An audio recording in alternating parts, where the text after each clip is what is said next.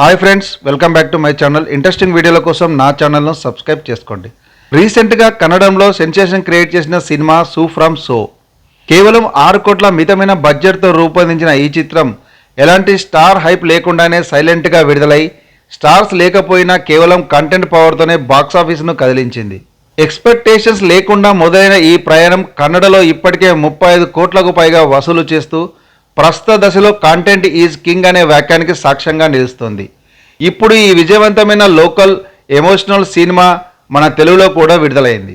Cinema స్టోరీలోకి వెళ్తే కర్ణాటక తీర ప్రాంతంలోని ఒక ప్రశాంతమైన ఊరు. అక్కడ రవణ అంటే అందరిలో భయంతో కలిగిన గౌరవం. అతను చేసేది తాపి మేస్త్రి పని అయినా ఆ ఊరి పెద్ద మనిషి అతను. ఊరిలో పెళ్లి కావచ్చు, చావు కావచ్చు, ఏ ముఖ్యమైన వేడుకైనా రవణే ముందుండాలి. 40 దాటినా పెళ్లి కాని రవణకు బోలెడు నమ్మకాలు, అందులో మూఢనమ్మకాలే ఎక్కువ. ఇక అదే ఊర్లో ఉండే అశోక్కు రవణ అంటే పడదు. అలాగని డైరెక్ట్ ఫైట్ కాదు, అవకాశం వస్తే దెబ్బతీయాలనుకుంటాడు. ఇక అశోక్ ఒకరోజు పెళ్లి నుంచి తిరిగి వెళ్తూ తాను ప్రేమించిన అమ్మాయి ఇంటి దగ్గర ఆగుతాడు. ఆమె ఆ ఇంటి బాత్రూంలో స్నానం చేస్తోంది అనిపించి దొంగతనంగా ఆమెను చూసే ప్రయత్నం చేస్తాడు. అయితే అశోక్ చేసిన పనిని గమనిస్తారు ఊరి ప్రజలు. వెంటబడి పట్టుకుంటారు. దాంతో వారి నుంచి తప్పించుకోవడం కోసం తనకు దయ్యం పట్టినట్లు నాటకం ఆడుతాడు. అక్కడ దాకా హ్యాపీగానే అనుకుంటే తెల్లవారేసరికి ఫలానా అశోక్కి దయ్యం పట్టిందనే విషయం ఊరంతా పాకిపోతుంది. దాంతో ఇప్పుడు ఆ ఊరి వాళ్ళు ఆ దయ్యాన్ని వదిలించాలనుకుంటారు. అందుకోసం ప్రయత్నాలు మొదలు పెడతారు. కానీ వర్కౌట్ కాదు. అప్పుడు ఊరి పెద్ద అన్న రవణ సీన్లోకి వస్తాడు.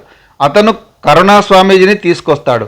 అతను వచ్చాక ఇతనికి పట్టింది మామూలు దయ్యం కాదని సోమేశ్వరం సులోచన అని ఫిక్స్ చేస్తాడు. అక్కడి నుంచి ఆ లేని దయ్యాన్ని వదిలించుకోవడానికి చేసే ప్రయత్నాలు ఏమిటి, అసలు సోమేశ్వరం సులోచన ఎవరు, ఆమెకి దయ్యం మ్యాటర్ సంబంధం ఏంటి, చివరికి ఏమైందనేది తెలియాలంటే సినిమా చూడాల్సిందే. ఈ సినిమా ప్రత్యేకత ఏమిటంటే ఒక సింపుల్ పాయింట్ని చక్కని స్క్రీన్ ప్లేతో చుట్టి గ్రామ జీవనంలోని ప్రత్యేకమైన పాత్రలతో ప్రేక్షకుల ముందుకు ఉంచటం. ఈ సినిమా స్క్రీన్ ప్లే ఒక దశలో ఫుల్ ఫన్ రైడ్ మోడ్లోకి వెళ్తుంది. ఒక మనిషి భయం మరొకరి వినోదానికి మూలం అవుతుంది అన్నట్లుగా సీన్స్ ఉంటాయి. రవణ ఈ మిస్టరీని పరిష్కరించడం కోసం రంగంలోకి దిగడంతో కథనం పరిగెడుతుంది. మధ్యలో రకరకాల పాత్రలు వచ్చిపోతుంటాయి.